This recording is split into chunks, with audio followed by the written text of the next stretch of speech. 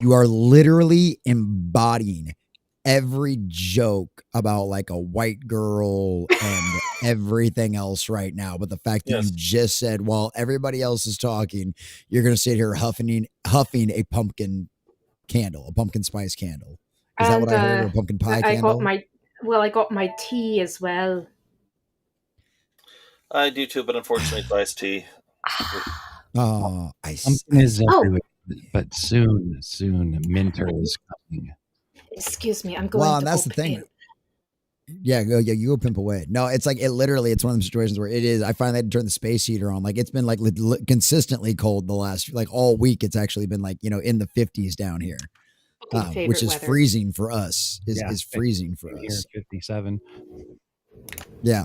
Yeah, so I've got the space heater on out here in the garage, and like the garage doors are blowing because you can hear the wind going. It's like, no, this isn't fun. Yeah, you damn Yankees come here and get your fucking weather, and you take it back home and you spank it and teach it to stay at home where it belongs and not come down here on the Gulf Coast.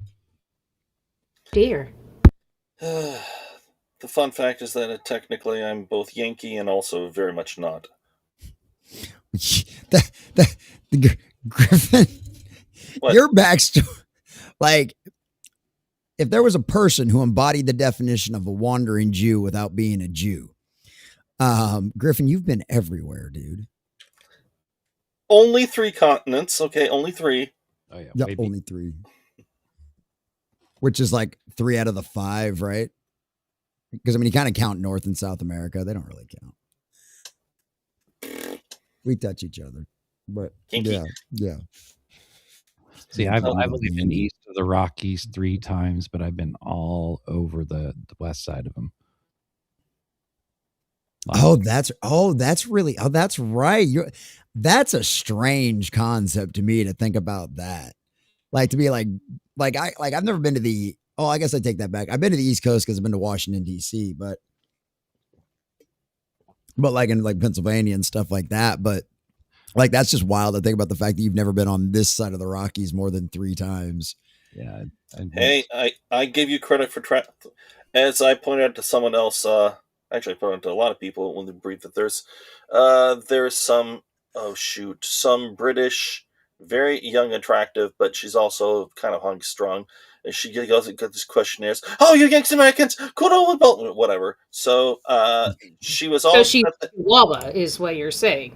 Katie? I'd have to look up. I can't remember. But Chipmunkers Britain? No, she's not that. Okay. She's just excited, okay? Excitable. The big reasons why is because apparently she wants to come to America, but she's also offended that Americans overall don't want to come to England. And I do, but I've also said I've already been there.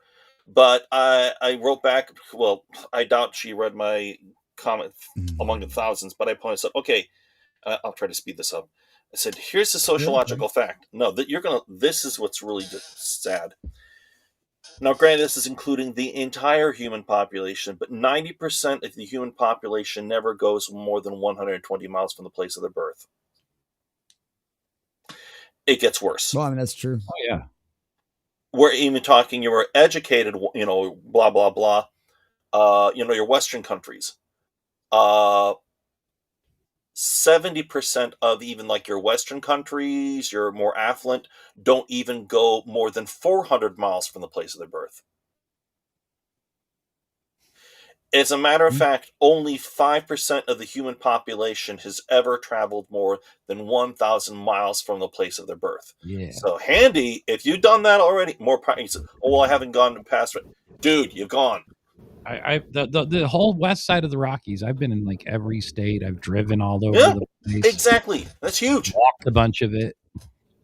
Gryffen, you used too many numbers. That all went over my head. Sorry. NT. Also, most people never. Well, I've never made it to California. Well, that is true. That one boggled my mind, especially growing up in a small town. Like I went back to visit like some family and stuff like that, and there's people that have like never left. Yeah, like they didn't even really go off to college or anything like that. And I'm like, but there's not even anything in that town. Like there's not like an industry or something you can really even like work in. It's just like, but I'm like, that boggled my mind. So, dub into the seen that all over. You got to put on your Sunday shoes. There's lots of world out there.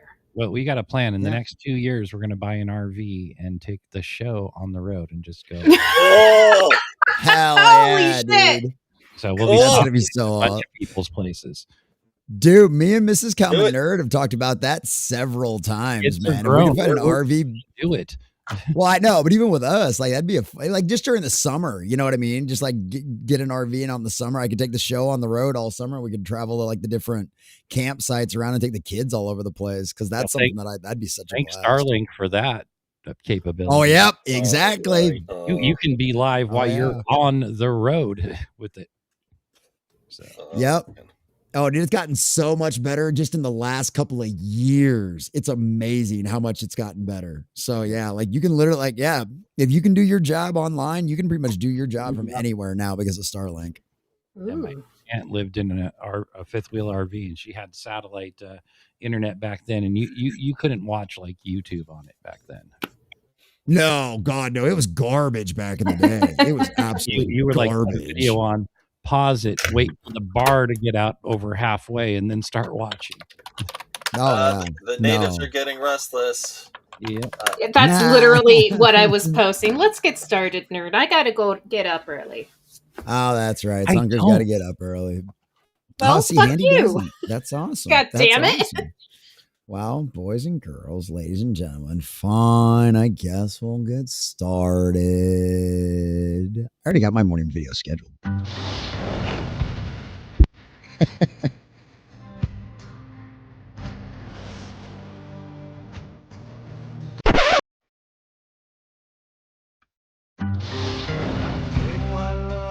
Did you fuck up there?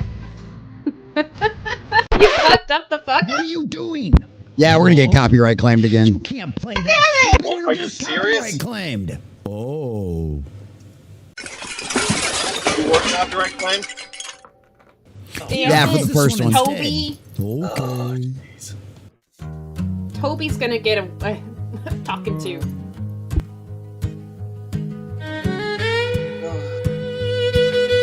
I feel like this intro.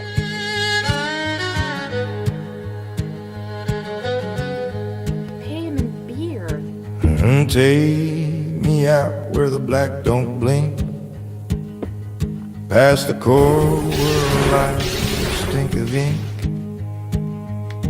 We're a ragged crew on a rusted keel, chasing freedom's ghost with a turn of the wheel. No gov, no chain, no stations call. Just the dark and the dark for all.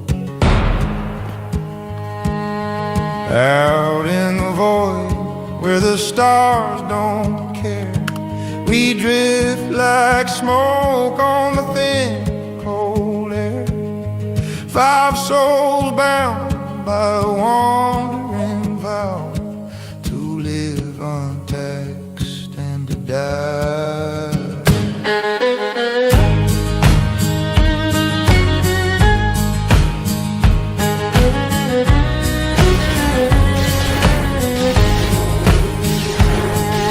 They're sunk a maiden sharp as a blade, judges your worth by the shows you've played. One eye on the screen, one eye on your soul. Trash feeds trash, she says, and that's how we roll. She'll quote you a line from a band, oh real, then damn your heart if the laugh ain't real. Out in the void where the stars don't care,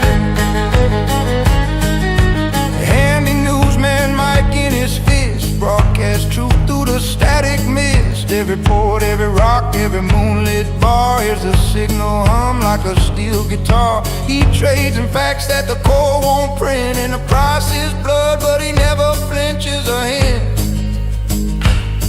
Mrs. Common Nerd sips tea from a cracked old mug, sneers at the drunks while the sitcom shrugs. She'll mock your flask and quote every frame, knows a laugh track's fake but loves it the same. Her scorn's a shield, her comfort's a glow. Hypocrisy's warm in the deep black snow.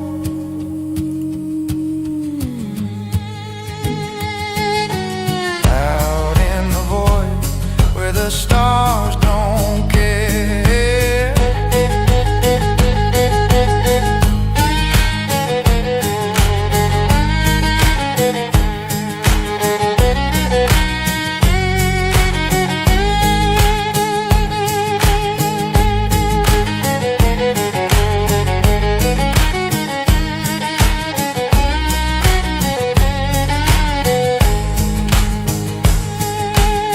captain sits wise on the engine's hum. Scores of history under his thumb. He'll weigh your quarrel with a date and a name, then cite a war that ended the same. Very sunrise, cold as the void, his verdict's final and never annoyed. Common nerd rants till the bulkhead shake, patching the hull with curses and tape. He swears at the nav, he swears at the fuel, keeps the whole damn ship from playing the fool. His fury's a glue, his panic's a spark. Without his mad roar, we'd all go dark. Out in the void, where the stars don't care, we drift like smoke on the thin, cold air. 5 misfit hearts on a lawless run, free till the black claims every last one. Take my love, take my land, take me where I cannot stand. I don't care, I'm still free. You can't take the sky from me.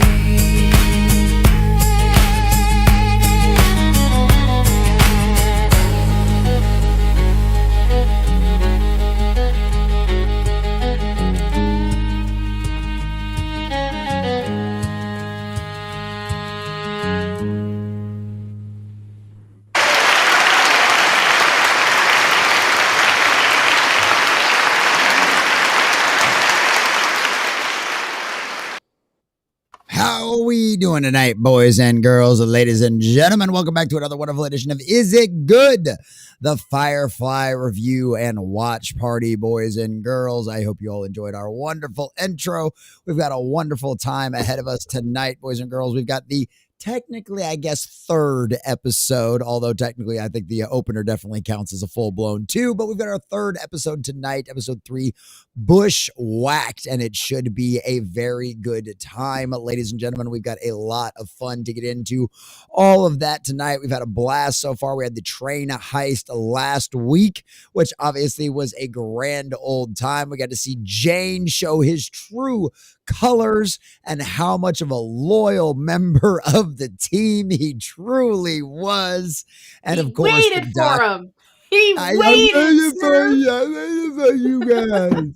And yeah, the doc coming in and showing exactly why he is such an important member of the crew out there. It was glorious. It was a lot of fun. We got to watch a guy get literally kicked into the intake of an engine. And honestly, boys and girls, it doesn't get much better than that. So yeah, it was a grand old time. Hope everybody had a wonderful Thanksgiving. For those of you that haven't seen us since then, hope you guys all had a great time with that. Obviously, we weren't here last week because of that. So hopefully everybody had a very good time. But yes, boys and girls, ladies and gentlemen, we are in for a lot of fun with more of that tonight. And as a special little addition, because one thing I love doing more than anything else is torturing my friends. We also have an article from CBR talking about 8 reasons to why it's tough to watch Firefly today, boys and girls. Yes, more of that modern lens kind of garbage out there. Trying to persuade themselves as being the intellectuals of the day. So that'll be I figured that would be a great way to start things off, give us a nice little chunk of something we can talk about for just give everybody like 5 minutes. I gave everybody the article earlier. We'll go over it briefly. It's your typical 9 of nonsense from CBR, so we don't have to go too crazy with it, but it's going to be a good time. Obviously, we are live all over the place, boys and girls. We're on Rumble, Pilled, Kick, Twitter, Twitch, Kick, Bit of a and Freudian slip we're there. on YouTube as well. Yeah, I am. It's Sorry. one of those situations. Let me But boys fix and that. girls, ladies and gentlemen, we're gonna have a fun time out there. So to help me do all of that and so much more is my constant companion, because I currently have her chained underneath her desk. You boys and girls just can't actually see that. But Sunker Maiden, how are you, my friend? It was an obligation of the new chair. Had to come with chain. That's how I had to get a new one. The truth is not out Kinky. there. Very kinky. I'm doing okay. I woke up too dang early to do stuff that I'm unappreciated for, and only to be reminded that I can be replaced with AI. So I'm doing great. Typical day in the corporate world in the modern era is what you're Oh, saying. yeah. Yes. Oh, yeah. I even tried to pimp the idea of like, hey, maybe you should pay attention to what the smaller companies are doing so you can see where progress is being met. Oh, yeah, but X, Y, and Z and stuff such as that, I'm like, okay, all right. I might have to look up my resume and brief that up. I don't know. I mean, at this point, Sunker, I've been like, I just wanted to be like, you just need to like just freshen up your resume and just start hunting at this point, like, because it's always one of those things. I just wish you could Well, find something that made you a little I'm, happier. I'm also heavily neurotic, so. Well, this is true. This is true as well. But yeah, I'm happy to actually. This is actually one of my more favorite episodes. Back when I was watching a whole bunch of Firefly episodes on repeat. This is back in the day where you couldn't record it on your VHS. It was too advanced for that. So you would get it on the TiVo, and we would actually have the entire Firefly series on TiVo, or whatever the recording DVR thing we were using.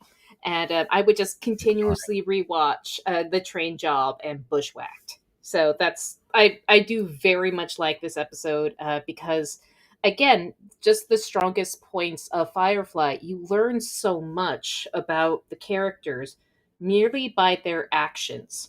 Mm-hmm. So excellent, excellent. And this episode's one of the pinnacle versions of that. Excellent. No, I'm glad you're excited then. That's awesome. Cause I'm glad you remember this one so well. Cause I've seen all of this. I've seen the entire season like a couple of times, but like there aren't any particular episodes I've gone back and watched more than once, like just on their own by themselves. Like it's one of those situations, like if I sit down to watch Firefly, I'm going to end up sitting down and watching the whole damn thing. You know what I mean? Like it's like, I don't have like just favorite episodes that I can just watch this one. No, there are some it's like episodes that hit of heroin, just one time and you just can't ever stop yourself after that. There's some episodes that are better than others, but No, I agree. that just comes with TV shows. Yeah, no, you're absolutely right on that one. You're absolutely right. Well, good. I'm glad you're so excited for it tonight, boys and girls, ladies and gentlemen. Speaking of somebody who's always excitable to talk about all kinds of interesting things out there, handy news. Why not? We'll go with handy news. Yay! Hey. What's up, buddy? How you doing? How's everything going for you? How was your Thanksgiving? It was awesome. We got to hang out with family and do all the fun stuff. And then now we get to hang out with you guys. Well, hey, there you go. And I was thinking while she was talking about doing TiVo, I was doing torrents. So I actually did. Same. I used to do torrents until my cable company caught me, and you will not believe the movie I got caught on. It wasn't that because I 50 pirated Shades of Grey. Smoking Gators. No, it wasn't because I pirated 50 Shades of Grey, and it wasn't because I pirated The Incredible Hulk. They hit me on Tremors. Huh. What? That was the old one. They're school like, Tremors? old school Tremors. First Tremors. Wow. And they're like, we want you to delete that. I was like, fuck. Because they sent a letter. They sent a letter identifying that I had pirated stuff. And I went over and quickly deleted it, and that was my pirating days over. And since then, I've never stolen anything ever. Well, admittedly, you did say you pirated 50 Shades of Grey. I didn't. No. Like pirates, because porn industry really hates it when you torrent their stuff. Yeah, right. That's a whole different Pirates movie. That's a whole different Pirates movie. That is no. That's how I got Firefly back in the day too. For the first time to watch it all the way through from beginning to end was because back like it wasn't even. I don't even think it was available on DVD at that point. Like you would have had to find somewhere like online or some like old some other kind of place to find it, because it wasn't like you could just go to Walmart or Best Buy or something and find it back then. Mm-hmm. So yeah, no, that's wild. I don't blame you. What, Andy? What did you say? Back in the day. Yeah, all the way back in the day. X. Your mic keeps cutting out. Does it? Does. Yeah. A little bit. You're very soft-spoken today. Let me check something real quick. Yeah, no, go ahead. Gryffen, how you doing, buddy? How's everything going for you, man? Irritated, grumpy, snarky, the usual. Ooh, I like the way this sounds. My favorite kind of Gryffen, the ones that are snarky and grumpy. It's like the old man Gryffen. You know, they don't take they take no shit. They're willing to bite your head off with that beak at any time. So yeah, that works out nicely. I'm not old. Just whatever. He's just snarky and cranky and willing to bite your head off. I'm With his not beak. old. I'm perfect. I'm 90 years young. Also, I have an elephant. It does remind me of a game I was playing. It was online. Game doesn't matter so much as the fact that during one of the sessions, some of the people could be turned into werewolves with short temporary bursts, and it's like, hey, somebody else. Well, one of my crew actually turned me into a werewolf, which is handy, more speed, blah blah blah. And they said, "How do you feel?" And I said, "Oh man, I have this, that." Let me see if I get it right. I said, "Now I'm angrily chasing cars, yelling at them, biting people." And just, no change at all. Yep, nothing's changed. There you go. Yep. Is that any better? A little Yes. bit more. I wish it could beef up your game a little bit, but I'm just a Oh, I loud can turn bitch, my gain up, so that's no. Oh yeah, that's not a problem. No, that's a lot better. You're not fading out like you were before. So yeah, there you go. Yeah. It happens. Audio I- things. I've been. I had my whole computer blown apart earlier, so God, now I just want to play a curmudgeonly old werewolf in any sort of tabletop setting. Where I'm just like an old cuss. That would be funny. That would actually be really. You could pull that off really well too. That would be really funny. It was my other old character was a fucking pyromaniac wizard. And what I would use if I was stuck in an old wizard campaign, I would have like, one of these days, I'm going to burn this fucking place to the ground. Like, Don't tempt me with the Like the good guy time. in Office Space, and they keep pushing. They take my stapler. I'm going to do it. I'm going to set the whole building on fire. My stapler. My stapler. Yep. My stapler. Yep. Oh, that is great. Oh gosh, what were you saying, Gryffen? Don't tempt me with a good time, man. Don't tempt me with a good time. That's a good point. old wizard team is not nearly as exciting as old bard team, where it's just like because there's so many dynamic things you can do with bard. That's true. That is fair. That is fair. All right, boys and girls, ladies and gentlemen, we're going to say hi to all of you fabulous folks out there in the chat. And normally we cut off YouTube a little bit earlier than this, but we have a fun little CBR article that we're going to go over real quick before we do that. But we're going to go ahead and say hi to all of you fabulous folks first, because I'm sure you want to end up going to get a piece of this article as well. So we appreciate all the folks that came in early. Ripple War Dog, Salty Old Fart, and of course, Handy News, one of our fine channel subscribers. But let's go ahead and hit all everybody up there that we can highlight. Right, Handy 13 over on the YouTube side. There you go, Handy. Appreciate you jumping over there. Salty Old Fart says Wooden Nickels. Wooden Nickels, indeed. Salty Old Fart. There you go. Wooden Nickels. Well, Wooden Nickels, like I know down here, I didn't find out about the Wooden Nickels thing until I started going to the bars down here. Because like the Wooden Nickels, if you ring the bell, if somebody buys a round for the whole bar, they pass out Wooden Nickels, and then you redeem the Wooden Nickels into the bartender for beer, for a drink. Yeah. So yeah, that was something cool. Yeah, that I found out about a thing that was a thing down here. That's why all the bars got bells in them down here. So yeah, if you ring the bell, you buy a round for the whole bar. So that was always fun. You go like, for any of us that, for some reason we're alone on Christmas and we happen to go visit a bar, that was always a good time. So yeah. But yeah, it's good to see you, Salty Old Fart. Good to see you. Ripple War Dog. What's up, buddy? Ripple War Dog. Good to see you as well. There we go. Real White Nation Gaming. What's up, buddy? Says Halo show remake should be on. There you go. There you go. That would work. That would work. And thank you for the follow, Teaches. Thank you very much. Thank you. Appreciate that. Getting us closer and closer to 1,500 over there on Rumble. Appreciate that. If I wanted to watch a thumbnail, I'd make one and stare at it. That's actually where we're like, the natives are getting restless, nerd. We gotta get started. Right. We're just gonna fucking leave. The tits can only hold for so long. I gotta pee first. Don't start yet. See, look, yeah, your natives all restless, and then you had to fart. Shadow Ward 99, another one of our fine channel subscribers over there on Rumble, which, boys and girls, ladies and gentlemen, common nerd, We appreciate the channel subscribers very much so. Channel subscriber for $5 or less a month, depending on what platform you're on. Boys and girls, Common Nerds is going to be pushing for channel memberships a lot during the month of December. We need to get to those 100 members that we were talking about to keep the lights on around here, and definitely otherwise Common Nerd is going to have to find a new job at the end of December because things have been really tight the last couple of months. The Rumble deposits aren't as much as what they used to be, and those memberships really do make all of that possible. So boys and girls, ladies and gentlemen, if you want to see all of this continue happening 7 days a week, all of this kind of stuff with all of these live streams and everything else, please become a member. It's $5 a month. It's $5 a month. If we get 100 people together, it's like $5 a month. We do that. We can keep that up once a month. We will be able to keep going forward forever and more. But I got 6 kids. I got a family to provide for, and we've been good for the last 3 years. We've been able to do this full time for the last 3 years, and it's just in the last couple of months that things have gotten way tighter, like impossibly tight. So if you can, please Not in a good guys way. like what we do around here. Not in a good way, in a very, very bad way. So we have been short on a few things. If you guys were around here, the power went off the other day. It wasn't because the power just went out in the neighborhood. So if you guys can, appreciate that. I'd love to see that chat turn red, and over on YouTube, green for Christmas, red and green on both chats. That would be wonderful. So we certainly appreciate you guys on that one. We'll So do something real special, not just the 24-hour stream that he always Boom. promises, but we'll do Yeah, something don't- really special if you go over and hit that 100 subs. Oh, we had the 100 one. Yeah, we'll come up with something crazy for that one. Not to guilt Yes, I people did. too much, but I mean, think about it, guys. We actually kept him going during, and a lot of others, during COVID. Okay? You just got a sub over on Pilled SM Jameson. Woohoo! Thank you, SM thank you! Jameson! Bought 1 month bronze tier subscription. Thank you, buddy. Thank you. You know what gift you know what subscription Oh, we could do the 24-hour stream while we're watching all of New Who.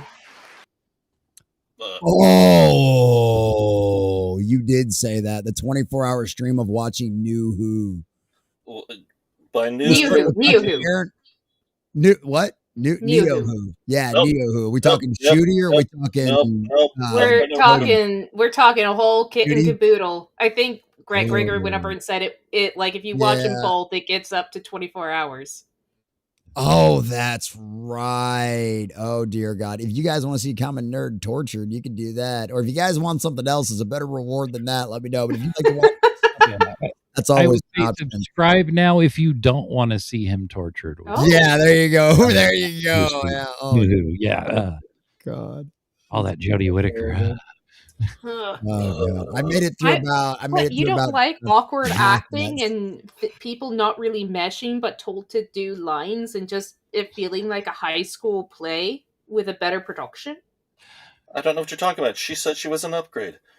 Yeah. Oh, yeah. Okay, we all are gonna need this. Jameson, thank you for the gifted sub. This is some of the things you guys get for gifty subs. Obviously, there's dabs, there's dancing Sunker, dancing baby. There's Common Nerd making out with Kathy Gryffen because Sunker is an evil, vile woman.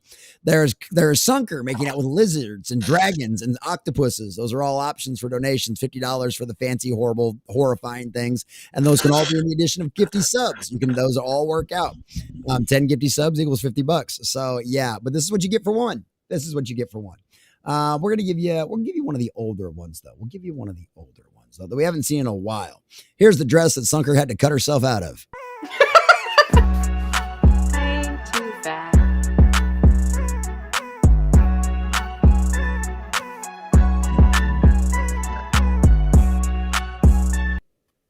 Thank you, Yes. And And, That's the only surviving picture because it got sad. I have the only surviving pictures of Sunker in that dress actually. And 88 digital over on Bobby. the build side as well for 200. What is that? Bobby. Oh, Bobby. That makes Bobby digital. I see that. Bobby digital for 200 gold pills. That's $2. Thank you, buddy. Appreciate Thank you. that with the can. Handy sent me. Cheers. Thank you, buddy. Appreciate that, my friend. Cheers. And one more comment from you about subscriptions and everything like this. I never ask anyone to do anything. I'm not. This isn't the boast brag part. It's like, guys, I'm a member in subscription too. Things can be kind of that's all I'm gonna say. So if you guys are thinking, oh man, are you guys legit? Look, each and every single one of us, we support each other as best we can. So don't think that we're trying to. this is my point, actually. We're not guilting you. We genuinely appreciate it. And if you can't, we understand. We've all been there. All of us have been there. Yeah. Yeah. Well, I mean, I do all my shit for Nerve for free. So, but if you want to keep seeing Sunker twice a week in the evenings, boys and girls, because we've got a lot of classic Doctor Who left to go. We've got like 10 more weeks of Firefly to go through. Like, there's just so many things out there. Just so many things out there. So many things out there. All right, let me keep saying hi to the rest of you fabulous folks out there in the chat too as well. 17 George, good to see you, George. Cheers, buddy. Glad you made it in as well. And everybody, obviously, if you haven't already, make sure you smash that like button. I forget sometimes when I'm watching stuff too. I always feel silly reminding everybody, but I forget when I'm watching. I'll be like halfway through a video, I'll be like, oh crap, or like I'll be like the credits will roll. I'll be like, oh, did I hit the end button? I didn't hit the like button yet. So I totally forget how to do that too. Rebel War Dog, there you go. Run past the ramp just like magic. It's editing. It's editing, buddy. What are you talking about? It's totally editing. Yeah, Firefly is problematic in 2025, right? Fantastic Sarcastic. Do you remember what I said about the article, nerd? I don't. Sarcastic, you have to remind me. What did you say? Hasahapa, what's up, buddy? Good to see you, Hasahapa. AI has too many issues to effectively replace all the people these companies dream of. Oh, just a mean-spirited threat. Absolutely, dude. Yeah, that's what a lot of it is. That's what a lot of it is. Right, there you go, Shadow Warden. There you go. ISP accused me of downloading Harry Potter a while back. I didn't do it. That is funny. I missed somebody over on YouTube, though. There was somebody else over there. Oh, and was it just Wade? Oh, I guess it just was Wade and Handy. I thought there was somebody else over there earlier, too. All right. And then, of course, all of our folks over on Pilled. We got Mr. Zhao. Good to see you. Obviously, Jameson. Skeletor came back. Skeletor 1969 says, I'm not much into it. I'm into old Hammer films, but have fun and see y'all later. We appreciate that, buddy. And yeah, we do some of the classic stuff for that one as well. There you go. All right, cool. Just want to make sure. What'd you say? Sunker is now a Pilled sticker. Oh, she is, Jameson. Oh, that is glorious. I'll send you the link to the Pilled chat. God damn it. It's true, Sunker. It's just like the picture. It's just like the picture. It's nothing wrong. It's nothing like crazy AI or anything like that. But no, it's just like the picture. Oh, that is great. I can watch Firefly over. Probably seen it at least 4 times. Nice, Bobby. Nice, buddy. General Samuel Fields. Good to see you, man, as well. All right. They didn't get the memo that Firefly fans aim to misbehave. Amen to that. Fantastic, Sarcastic. Amen to that. And you know what? Speaking of that, let's fucking do this. Let's go ahead and get into this because this shit is funny. And I got Gryffen, our dear friend, is always so good about his doing research. Is always so good about doing his research. Gryffen, this is Madeline Matsuma Dion writing for CBR. 8 reasons it's tough to watch Firefly today. Spoilers, number 1 is Joss Whedon. Now, Gryffen, before we dive completely into the article, can you give me just a little bit of the backstory on Madeline and some of her educational credentials? Certainly. Okay. It's actually, there's a link there, so you can find most of it. The one detail I had to dig to find. Madeline Matsura Duyan is a staff writer with years of experience covering multiple aspects of entertainment throughout the world.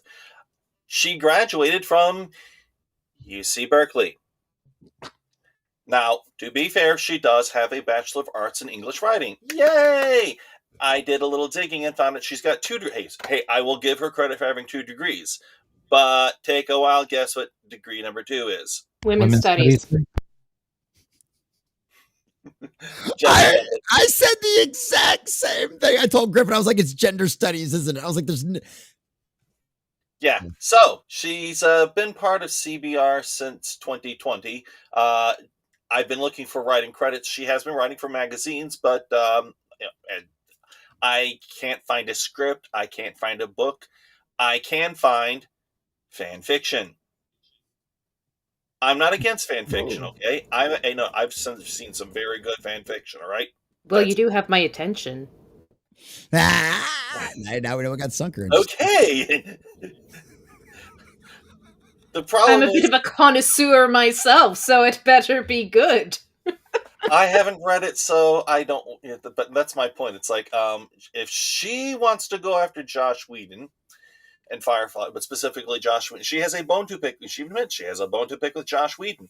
Okay, fine. But I do point out, Miss, whether you like him or not, he has been successfully running the business for over 20 years. What about you? Well, Yep. for someone who Exactly. probably doesn't think much of old fat white guys, she really gets hung up on him. It's a good Now, point. I could add a subtitle to this myself. Go for it. It's 8 reasons why I was offended. Yes. Yeah.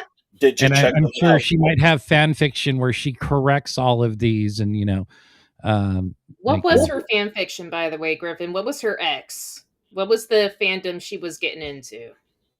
I'd have to dig again. But the biggest one is, I do remember this, Agent of S.H.I.E.L.D. She loves Agent No! She wrote fan Why would you fiction for fanfic that Agents of shit? S.H.I.E.L.D. It's so lame. I really like Coulson. Agents of S.H.I.E.L.D.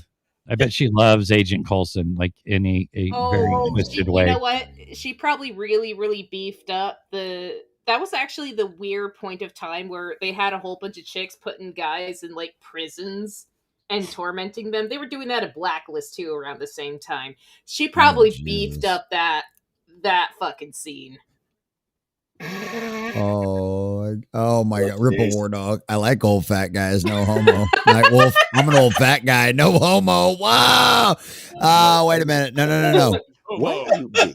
Oh, the homo. Woo! What? Gay.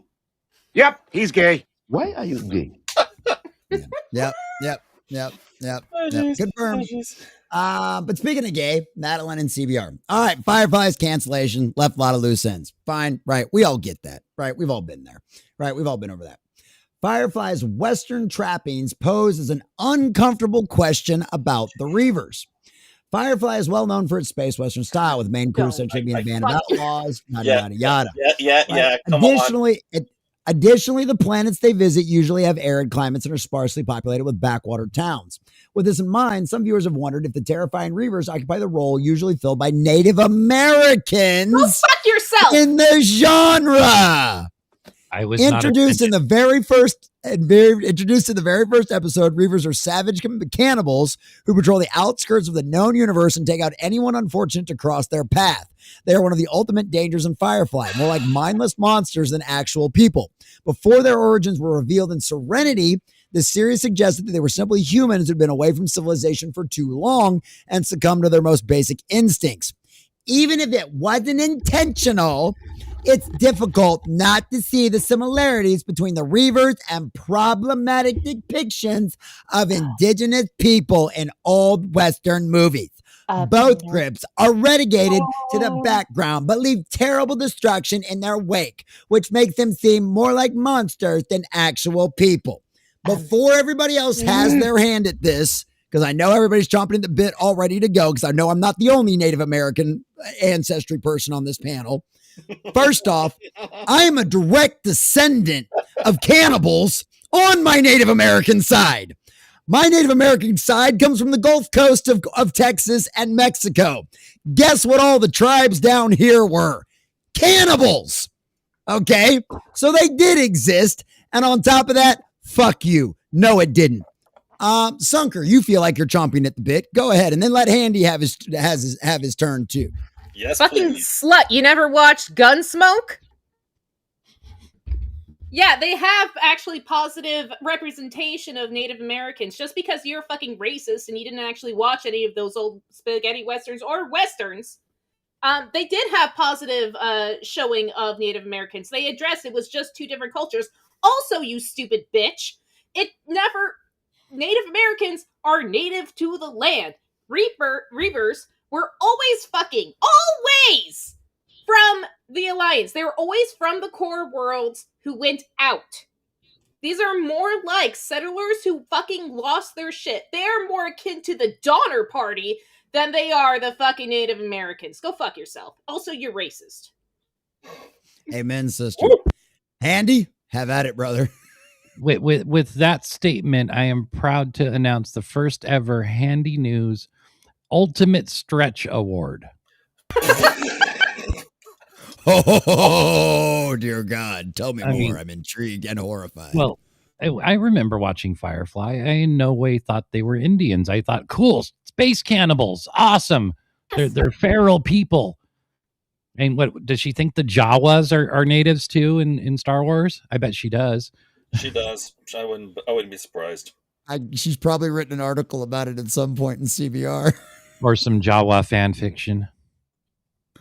Now, Handy, Well, you're like fan you've got fiction. like a You significant, love like you've got fan a fiction. you've got like a significant amount of Native American in you, though, don't you? Like one of your like close relatives is like full blood or something, right? I have full blood close, like great grandmother on both sides. Yeah. And so then like it goes all the way back to my first ancestor. When they got my first ancestor ever landed on this thing, he married a Native woman. No. Hey, now talk about going native. So, but yeah, I felt it was a huge stretch. There is no way. I was offended that she thought that these people were what Indians were. That she thinks, oh, well, they must think those are the Indians. It's a space western. Right? Like Sunker said, who's the actual racist here? This is like when they made the orcs who they thought were bad guys into like Mexicans in D&D. They were black people first, and then they retrofitted them in their racist minds to be Mexicans. It was weird. Like, what the fuck is wrong with you people? Oh my God. They're what? They're space what? Space Mexicans? Yeah. Space Mexicans. Oh yeah. Wait for that'll be the CBR in 10 years. That'll be the next article. The Reavers were actually space Mexicans. And it's all a Trump allegory. I'll dear let, God. I'll let the others go, and then I'll add in one more thing. Oh no, go ahead. Okay. This is one topic. I don't need to say anything. I'm perfectly propping my feet up and saying, you two have at it, please. What drives me insane is I believe one of the inspirations to Firefly was Cowboy Bebop, correct? Yes, but also it is, to be fair, Josh Whedon, especially if you got on the DVD extras, Josh Whedon said that he took a lot of inspiration from the Civil War. And also there is, because people forget, there are several lesser known, but I'm trying to think of one. I think there's what's the name of it? There's a Western it was a black and white Western from 64 to 68. Things like Sergeant Yuma. It is about a Confederate soldier who lost. He wanders out into the far west. He eventually becomes sheriff because he's got no place to go. So that, stuff like that happened a lot, not just with a lot of the Confederacy, but also with the Union soldiers. There are people who disaffected. They had no place, they felt they had no place to go. So they wandered east. And sometimes they bumped into each other and bang, bang, bang. And sometimes they wandered each other. They didn't necessarily like each other, realized, what else? What else have we got to do? So they just made do. So that's the entire point about I'm glad you pointed out that the Reavers, if anything, were, if you want to take from the period of the Western expansion, those are the settlers who went nuts. And there were, because stuff like, here's a good example. We talk about organ meats, and they are good, but there were plenty. I'm trying to remember. There was a town of about 100 people. They formed anyway. They decided to go buffalo hunting because they realized the natives didn't. There were plenty of buffalo, so they ate the buffalo, ate everything, including the buffalo liver, which is exceedingly. Point is, in 6 months, the entire town went nuts and ripped each other apart. Oh, not an exaggeration. We're talking totally feral.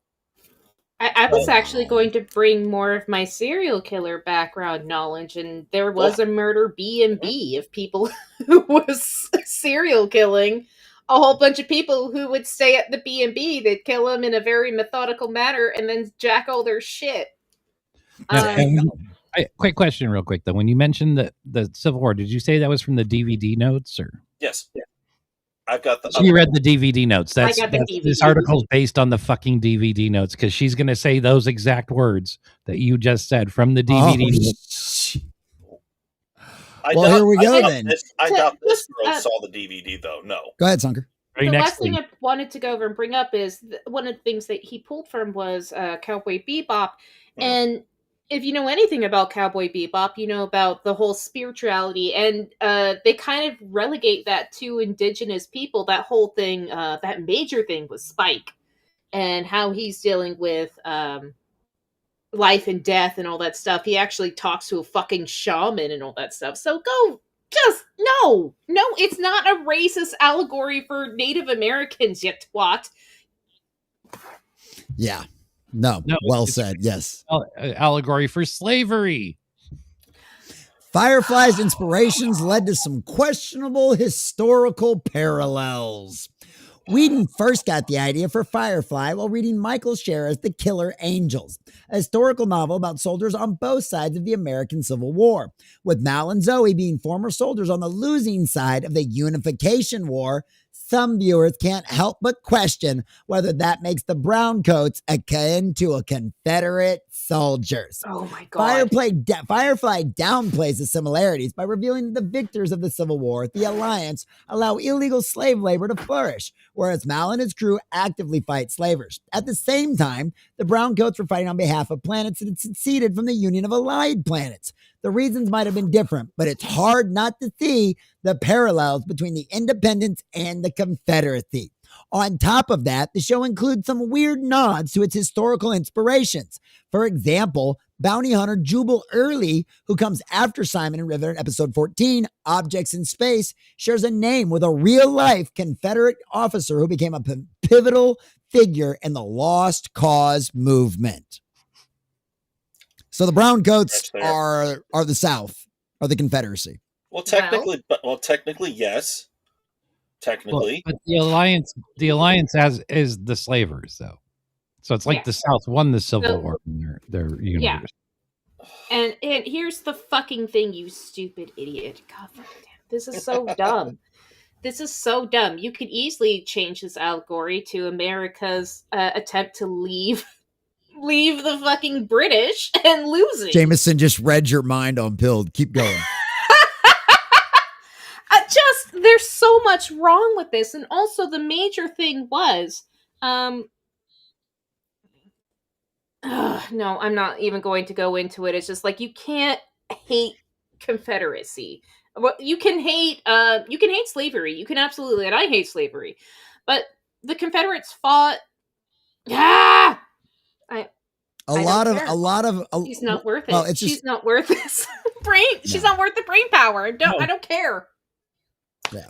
Well, I think the main anger is you're so focused on the Confederacy versus the Union, which the main point after that fight was we have to get back into a unification, and she is still trying to condemn all the way back here the Confederacy she doesn't even fucking know what it is other than slavery good. She doesn't know any of the other background details for what the fuck was going on there. Oh, and I almost guarantee she thinks Abraham Lincoln really didn't want to free the slaves. He just did it because he had to for political points. That's a big thing that goes around these people that have that women's studies degree. That they're taught Abraham Lincoln didn't want to free the slaves because, whiteness. Abraham Lincoln had a really tough setup because he had to make some choices because he had to do it for the good of the Union. That's primarily what I believe every choice he made. It was to make sure America stayed unified. Right. But just like the whole comparison of this, like the brown coast to the Civil War thing, it's like all this is this could be an example of any failed revolution across all of humanity, of people that fought back against a totalitarian government and lost, because there's plenty of examples throughout history of that. And that's what this is. But these people are so, especially like I said, the women's studies degree, the fact that she went to UC Berkeley, right? We know the kind of professors she was listening to. These are professors that always have and have trained every one of their students to the best of their ability to hate everything American, right? Whether she went to UC Berkeley for a writing degree or whatever it was, she went to UC Berkeley. So we know the kind of people she was exposed to, right? So this is what it comes down to. America is bad. And so every example I want to use of a bad allegory, I'm going to use it as an example of America, even though there are a million better comparisons of the brown coats and the Alliance than the American fucking Civil War. Mm-hmm. Like this is a serious reach beyond all belief out there. This is essentially like if America would have lost the Revolutionary War and England would have carried on ruling, mm-hmm. and you would have had some like Western colonies out, like people would have just ended up moving west to get the hell away from English rule. is what they would end up doing. And it's the same thing in Firefly. It's like, what would have happened if we would have lost? That's actually a much better example of probably what this might be an allegory for than anything else, because of the fact that it's a Western, and it's a sci-fi Western. Because that's exactly what would have happened. If we would have lost, a bunch of the people that were on the side of the colonies would have just moved west. They would have just gotten the hell out of there. So let's keep, I love this, but let's keep going but I think we can agree at this point, because oh boy, we got to get to the show. Can you imagine how exhausting it must be to be her? To go over and just see art always through this lens, this very clouded lens, this very narrow lens, and not actually being able to see the art and see the beauty of this show. Now, I just have one more quick thing to add. I've read through this whole thing twice. Oh, good. I'm not convinced that she spent that much time writing it. It feels like she put in the premise of what she wanted, and ChatGPT wrote this for her. Oh, no. I could believe it. I could totally believe it. Oh, honey bunch of oats. Are you so fucking lazy you ChatGPT your fan fiction? Can you at least say you do your own fan fiction? Don't leave it to ChatGPT? Well, probably not. Don't know. Firefly's LGBTQ plus representation is the product of its time. It's pretty positive. Well, that term didn't exist when Firefly came out, so. Or it was very small. But okay, so what's the main problem? Like many TV shows produced in the early 2000s, Firefly is largely heteronormative. Ding, ding, ding, ding. But there are a few instances of LGBTQ plus representation. Unfortunately, these moments haven't aged well, with non-heterosexual encounters usually being exercised or outright fetishized by other characters. Inara, who is a highly respected sex worker, has a female client in episode 10, War Stories. Can't wait for that episode. Despite her insistence on maintaining her client's privacy, the other crew members spy on them. And upon learning that she's a woman, Jane excuses himself for some alone time, as any proper man like Jane should. Additionally, the crew is surprised to come across male sex workers in episode 13, Heart of Gold, with Kaylee wondering if they provide their services to both men and women. LGBT characters might not be vilified, but it's clear they're not treated as normal people in the Firefly universe. They're not treated. They're not normal.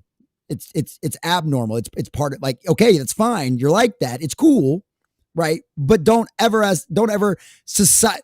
It wouldn't be normal if everybody was gay. Why? Because the population would die off and none of us would exist anymore.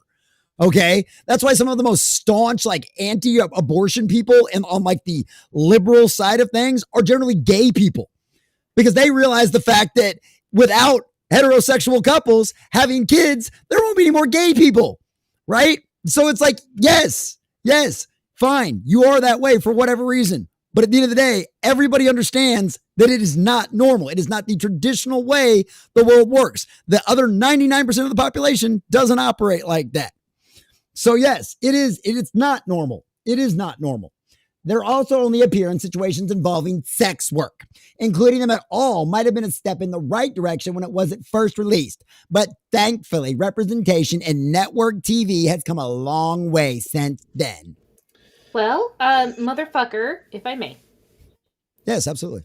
To address the last point first, how the fuck would you know if someone was gay or not unless they were fucking? None of the crew are gay. All right? That's just what he wanted to write. He didn't feel like writing that kind of a character into the show. However, how else would you fucking know if someone was gay or not unless they were fucking? And the easiest way to go over and show that is through sex work. Anyways, to go over and just the first point, the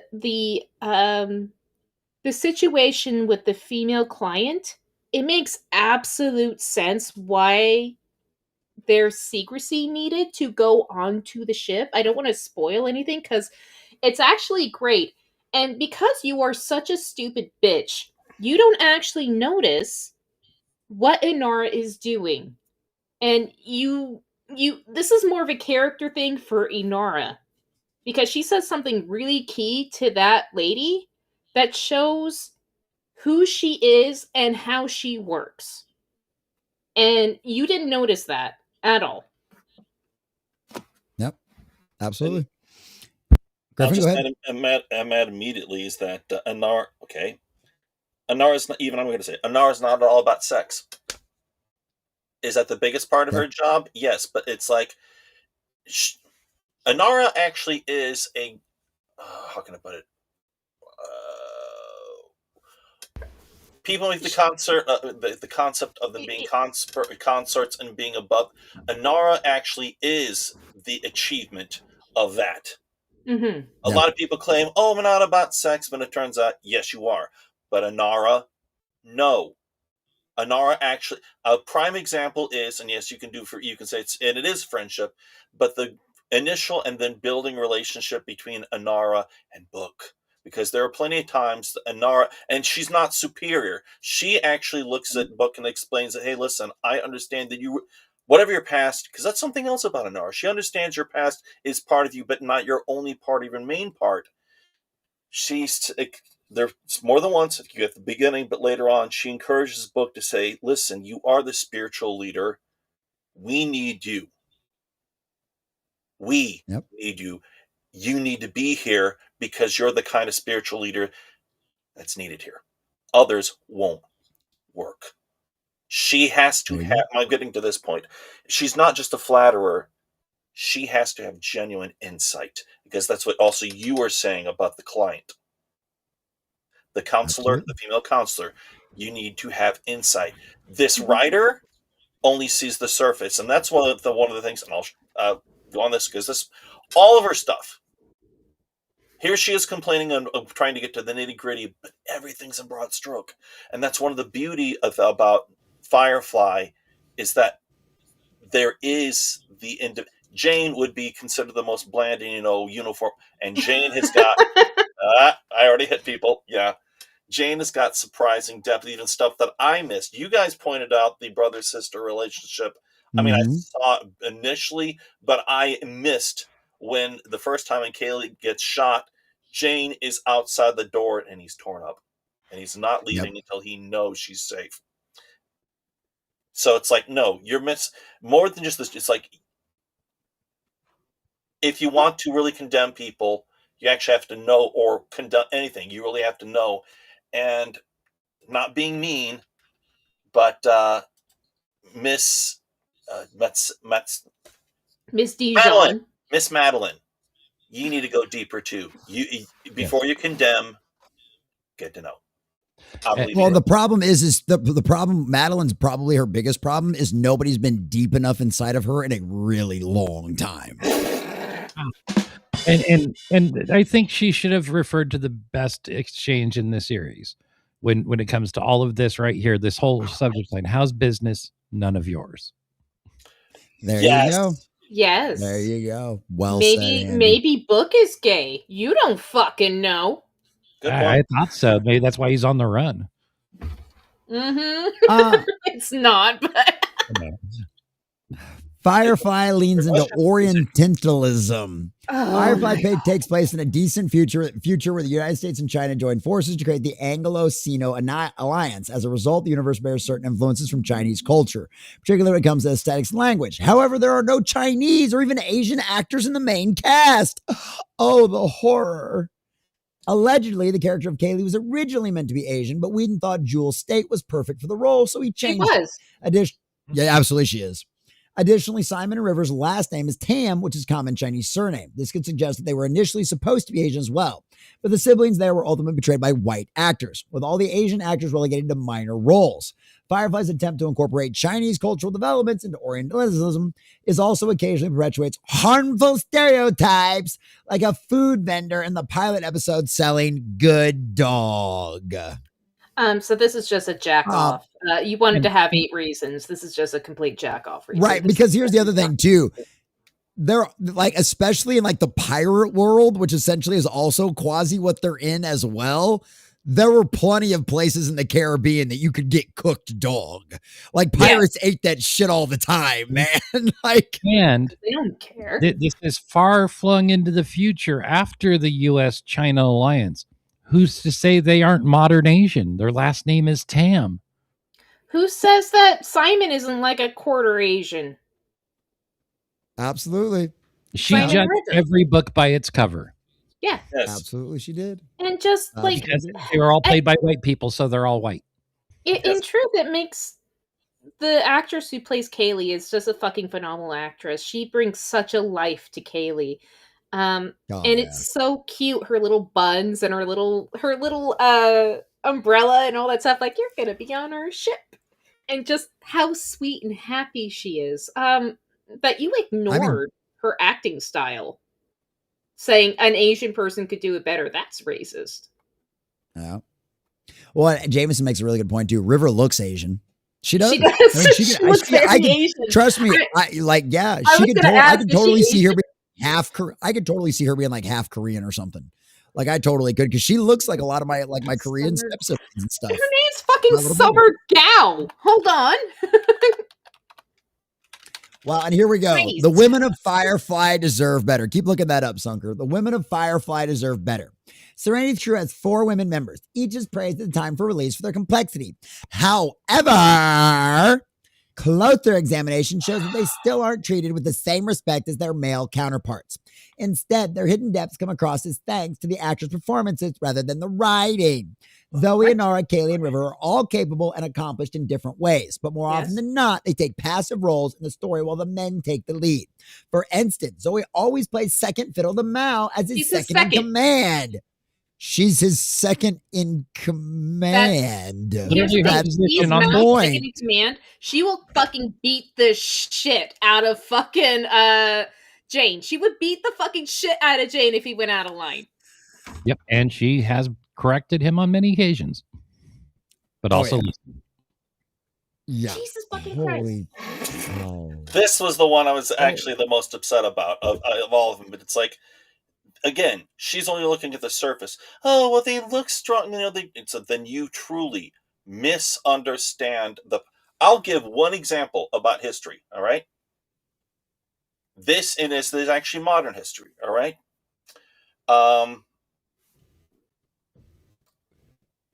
Well, while you're thinking of that, if to go over and countermand this, you stupid bitch, is Inara.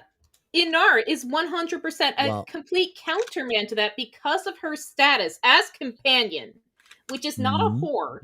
It's more like a courtesan than a whore. Because of her status as that, and because she has such credentials, she's able to get Mal and Zoe out. No one else would be able to fucking do that. It's Inara, 100%, and she came off so damn strong in that scene. Absolutely. Well, and here's the other thing too. River constantly needs Simon's supervision and protection. Yeah, because the government tortured her and dicked with her brain. She's literally she's a PTSD victim from being kidnapped and abused. Well, if he hadn't kidnapped her and just left her in her government care center, she'd be fine. That's what she was. River, no spoilers, but River is a little bit like Siri, like a glass cannon. The Thing. A very pinnacle thing. I don't think Firefly would be Firefly. It'd be kind of like Firefly, but it wouldn't be Firefly without River. No. All right. She is the question. She is the other thing. And you see anti-Mary Sue. I did want to interject this humor because this is about women. Okay, no. I can't believe I actually blanked on one name, and it was King George III. Guys, very recent history, not even 100 years ago. You might remember that Abdicated, all right? No. Okay, but the point was the one we call King George IV, the father Queen Elizabeth II, our legendary Queen Elizabeth. He was actually second. But he's actually lesser in this story because he was highly in love with Elizabeth, the mother of Queen Elizabeth. Okay. After the abdication, and they actually got married afterwards.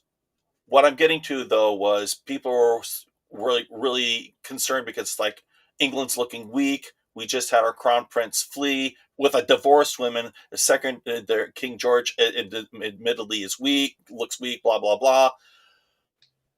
On the wedding, so when they're coming out of the procession, George and Elizabeth, this is actually Elizabeth's idea, but she talked to her they agreed. Damn it, Gryffen. I know, but I'm getting somewhere with this. When they walked out of their mirror, the processional, as you know, the bride always gives the bouquet to the next one, the one they typically toss, but it can also be a gift. She walked to the tomb of the unknown soldier, later bouquet, and that's when King George now smiled, took her. She graciously took, and together they walked away. She left her bouquet. Why I'm saying that is because a week later, that film went to a person by the name of Adolf Hitler. Please do not edit this out and censor this out. Adolf Hitler said after watching this, and I quote, "That is the most dangerous woman in the entire world." Well, he understood people a little bit. I had to be able to control control an entire country. He understood. That's what I'm going to say. It's like, oh, this week, no. Queen Elizabeth, the wife, was one of those powerful people in the entire world, and she did it through grace. Yes, this is a stupid bitch that would go over and think that the Galadriel representation, Rings of Power, was strong versus and empowering. What Galadriel was shown in the Lord of the Rings movie, which she fucking commanded a whole bunch of fucking shit. She didn't have to run off and slay trolls and orcs. No. So this is where things really get interesting here. Oh, Serenity's female crew members are sexualized in a way that the men rarely are. Zoe's husband, Wash, continually objectifies her. He loves his wife. Stupid. No, he loves his wife. He's showing what a healthy relationship that it. Like, now I know what you mean by she hasn't gotten plowed enough. No, men and here's the other thing. Think about this.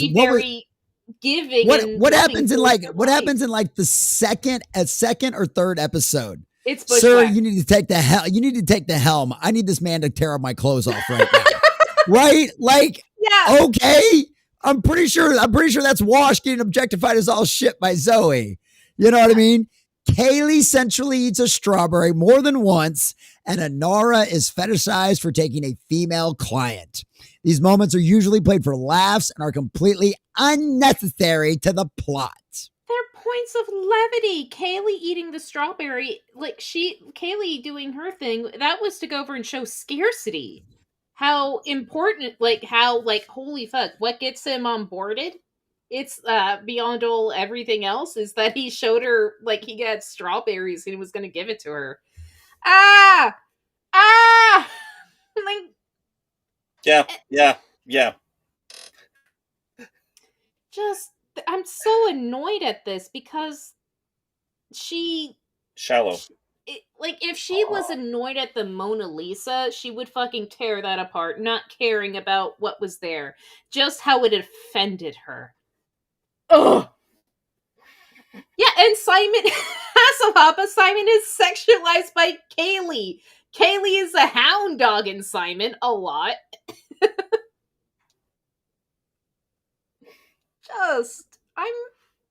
And then Nerd left. I don't know how else to go over and say, no, this isn't right. I found that she wrote an article about the Rings of Power, and I was trying to go look it up to see if we were right about her Galadriel thing, but it's been deleted. Of course it has been. Yeah. Okay. Mal's treatment of Inara is downright disrespectful. Yes. Okay, I'm going to now guess she didn't understand that relationship. Not at all. Their chemistry makes them fun to watch. Mal and Inara's romance in Firefly is marred by how terribly he treats her. He relies on her status in society to lend his crew some legitimacy and increase their opportunities. Yet he resents that same status and makes derogatory jabs about her profession throughout the series. Even Inara has to admit that Mal's attempt to defend her honor in episode 4 Shindig falls rather flat when taken into this account. Episode 8, Out of Gas, reveals how Inara tried to establish certain rules when she first came aboard Mal's ship, but he repeatedly breaks each one and never apologizes. Considering how little regard Mal has for Inara's job, boundaries, and feelings, it's a wonder it took her 13 episodes to decide she would move out. Well, damn, if you got a man who always respect the rules, you haven't met a man yet. And that's actually not why Inara left. And that's not why Inara left, you idiot. No, the entire relationship between Mal and Inara, it's such a huge relationship. It's such a fun back and forth. They're always fighting, they're always jabbing at each other, and you know they like each other, but he can't like her for so many logical reasons, but he likes her, and she can't like him for so many other reasons, but she does anyways. And it's very much the whore that wants to go over and get married. It's just like, it's such a hard thing for her. Well, so what's funny too is I never thought about this until now, but it came out afterwards. But Red Dead Redemption, it's literally like the husband and wife story in that one is kind of like what would have happened to Mal and Inara afterwards, because he literally, like, the guy in Red Dead Redemption marries the whore, and they have a kid and they have a little family, and they try to get away from everything, and then eventually, of course, his past comes back to haunt. Well, their past comes back to haunt both of them. But it's like that's what it is, because that's what it is. It's like, Mal wants to be with her, she wants to be with him, but because of both of their positions in the world and in the universe, they can't do it. He won't cross that line. He won't ask her to give up her job, but he knows he could never be with her while she does that job. And it's the same thing. It's like but here's the thing. If he asked her, she would do it. Yes. Yes. And that's the thing. And that's why she leaves, is because he won't fucking ask her. Mm-hmm. And also just because he doesn't think he's good enough. Yep. She's got a good job that's stable, and she can go anywhere in the world. She's just hanging out with us.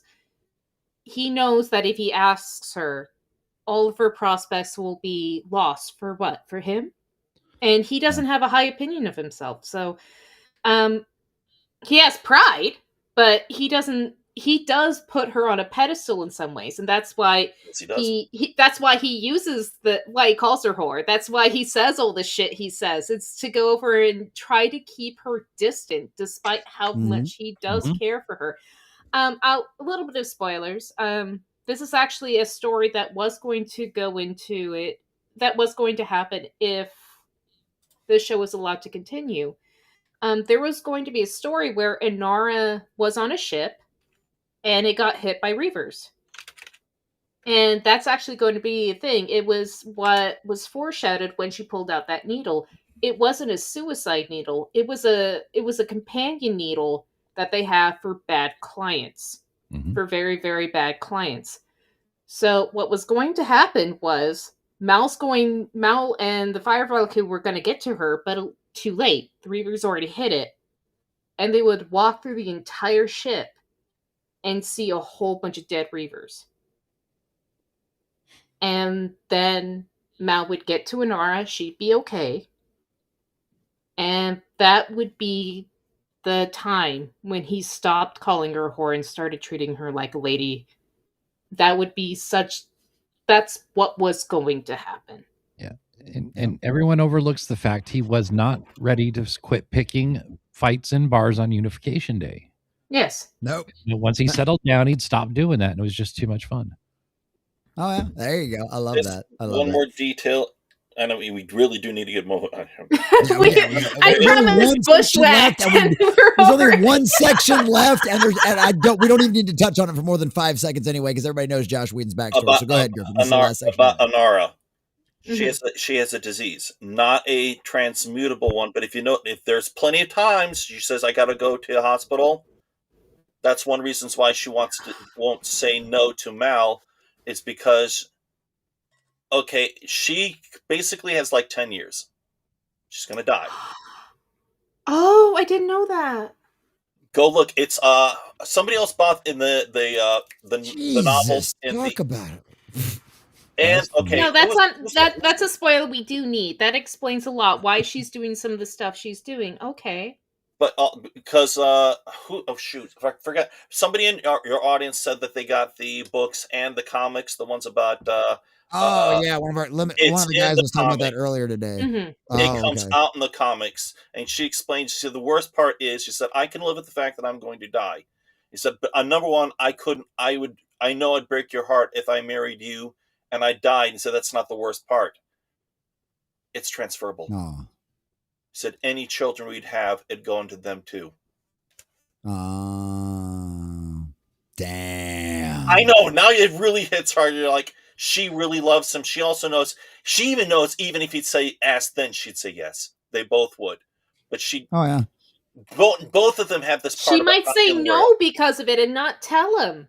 But that's actually the thing. Even if he broke down to ask, she might say no and still not tell him why she said no. That's been up until then, when the secret comes out. Oh yeah, that's at that point the secret couldn't have not come out. But Firefly just can't escape Joss Whedon's shadow. I mean, published by Vulture, Whedon humiliated one of Firefly's writers by mocking her script in front of the entire writer's room for a relentless 90 minutes. With this in mind, it's difficult to scrutinize the toxic masculinity that's pervasive in the series. With a show, women are relegated to supporting roles and men getting away with bad behavior that would never fly today. So. Okay. And that's the Joss Whedon equivalent of Gordon Ramsay's idiot sandwich. All right, I do want to know your idiot sandwich. I do want to know what he was ridiculing her for, because I'm pretty sure he didn't go over. It doesn't sound like his character to just go over and start ridiculing a chick, because he seemed more like a simp than a fucking whore, like than the other bad kind. So I would like to know what the argument was about, and it was probably not 90 minutes of him berating her. It was probably a 90-minute fight that occurred.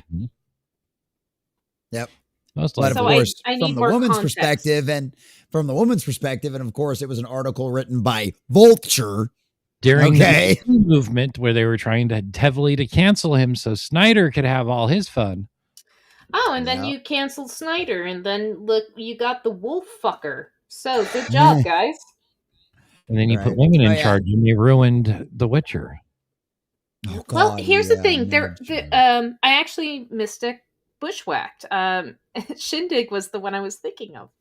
But I think there are some fun scenes in Bushwhacked that I do very much like. Oh yeah, there absolutely is. All right. So I have a question for everybody before we go to the show or anything. Okay. Yeah, I was going to say, everybody give your final little thoughts on this before we. All right, you go pee, and Handy can ask his question, and Gryffen and I will answer. I want to hear the question first. Having gone all through the entire article, do you think ChatGPT would have given it more or less emotion than her?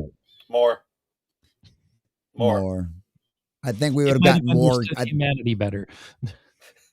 Oh, I think ChatGPT definitely would have understood humanity a whole hell of a lot better. Like, I think Grok would have done a better job of analyzing this show. And even if you wanted to do it from her slant, from her perspective of the women's studies kind of major nonsense, right? Yeah. I still think you would have gotten, I think Grok could have come up with better arguments than what she did for this. You know what I mean? Because it's just, the whole article shows just a lack of understanding the depth of the relationships in the show, or really even the context of what a lot of things are happening. Like Sunker brought up with the strawberries thing, right?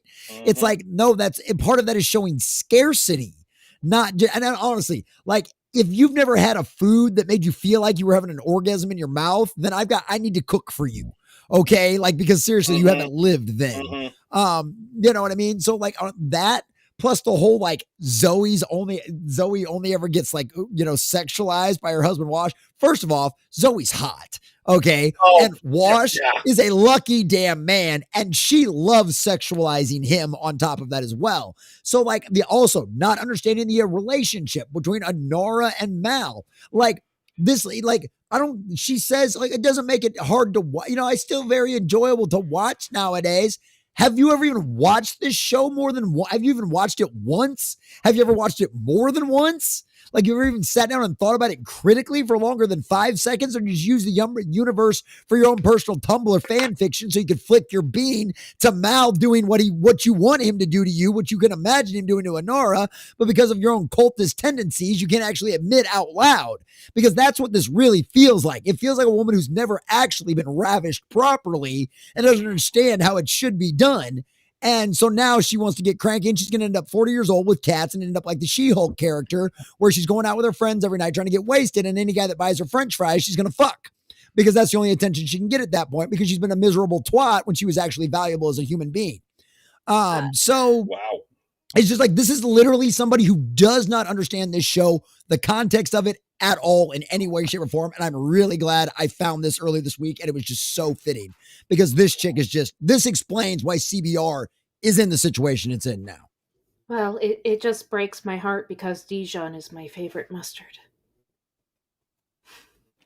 That's fair. I love And this if she person, doesn't this laugh at that, then girl, you got no fucking humor. If you don't find that slightly funny, then you don't even know how to go over and take things not seriously enough to laugh. Well, and go ahead. I was going to say, in addition to that, I perused a few of their other articles just off of a whim here. And yes, unless it's a listicle about things happening in a show without opinion, like a sponsored article, it's just them bitching about it. She's blowing it. Inclusive. No, I would actually like to see her fan fiction, because I'm going to guess it's not. I'm going to guess, given how fan fiction usually goes, any scenes of a provocative nature aren't really the man asking for permission and then her giving it in triplicate and signing things over. I think she fucking knows. I think she's just really caught up in, like, she's caught up and hanged down by so much bullshit. She can't have fun. She probably writes about strong women that cuckold and tell them what to do. Well, femdom is a thing. Oh, God. Oh, Yeah, it is. I love Anne Rice, but Jesus, I couldn't read her fucking rippling shit. My God, I could not do it, dude. Holy God, that woman. Thank you, Ripple War Dog. I appreciate that. Gryffen, got some final thoughts on this article before we actually get into the good part about this and why this bitch is stupid and retarded? I've already said my share. There's plenty to say, but no, let's get into it. All right. Handy? I'm so happy. She's a waste of space, and I don't know how these places still stay in business. Maybe just because of the reviewing community now. Who knows? Oh no, the lefties are brainwashed and will eat this up. Like it had all the right buzzwords and all the right places for her. Heteronormative. Yeah. Oh God, that's so lame. Right off the bat, it was just full of drivel. So it was designed for a college women's major studies participant and graduate, and just sucked balls because she has no idea what it was about. I read a DVD overview of the show and then wrote articles about it. Oh God. What kills me is just she didn't understand the nuance of anyone's character. Didn't understand the nuance between Mal and Inara, and now that I fucking know she's dying in 10 years, that actually changes up so much with her clients. Why she does what she does. That's so incredibly different. Yeah. And the relationship between Zoe and Wash. Like, that is an amazingly sweet relationship. That's a healthy fucking relationship.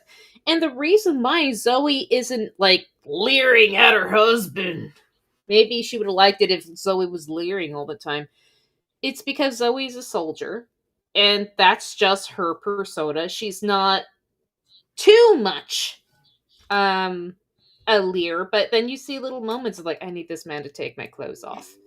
Just like, yeah.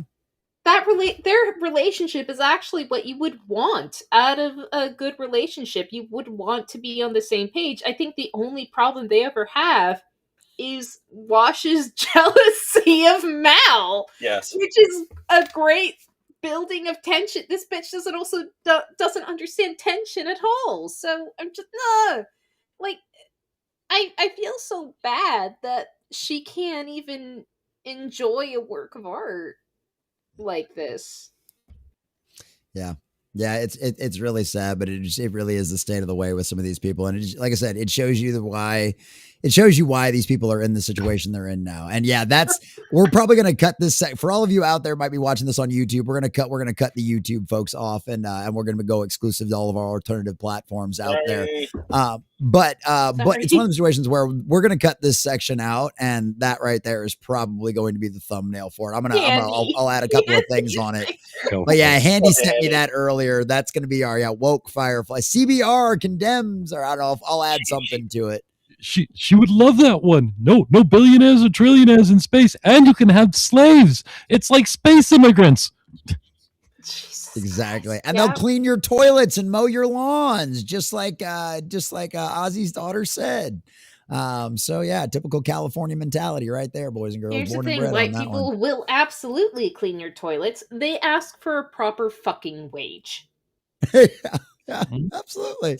I've done it. Oh man, I used to clean barber shops in the middle of the night. Yeah. See, like people will do the fucking job, just don't fucking shortchange them. And you go over and you get immigrants in to go over and shortchange everyone. I grew up in Missouri, and I'll tell you right now, I had janitors throughout every elementary and middle school and everything. And guess what? They were a bunch of white dudes. Every one of them. One of them looked like Santa Claus. The other one was like a young single dad. No, yeah. So yeah. Don't give me that nonsense. There you go. I love that. Holy shit. Dude, that is glorious. How do you have that on dude. standby? Well, it is Christmas. It's Christmas time. That's why. I bought this the first Christmas I was streaming, and that was like a gimmick when people did a Rumble rant because nobody hardly ever did them. So I put that on for however many minutes you sent. It worked for a little bit. There you go. Hey, I love that. Love it. I had birthday money because my birthday's in January, so everything they donate in December goes to my birthday. Hey, that's perfect. That's perfect. All right. Well, boys and girls, ladies and gentlemen, it's been fun over on the YouTube side, but we appreciate all of you guys. Join us over on Rumble if you haven't already, because it's time for some bushwhack. It's time to get bushwhacked, boys and girls. So everybody, so kinky. Bushwhacked is probably exactly what that CBR writer and fucking needs to be, is probably exactly what she needs. So yeah, there you go, boys and girls. Ladies and gentlemen, y'all have fun. We'll see you later. Everybody wave bye to YouTube. Bye. Bye, YouTube. All right. I'm excited. I can't remember. Shindig was the one I was thinking of. So what the fuck is bushwhacked? Well, here you go. We're going to find out, Sunker. After the Earth was used up, we found a new solar system and hundreds of new Earths were terraformed and colonized. Okay. The Central Planets formed the Alliance and decided all the planets had to join under their rule. There was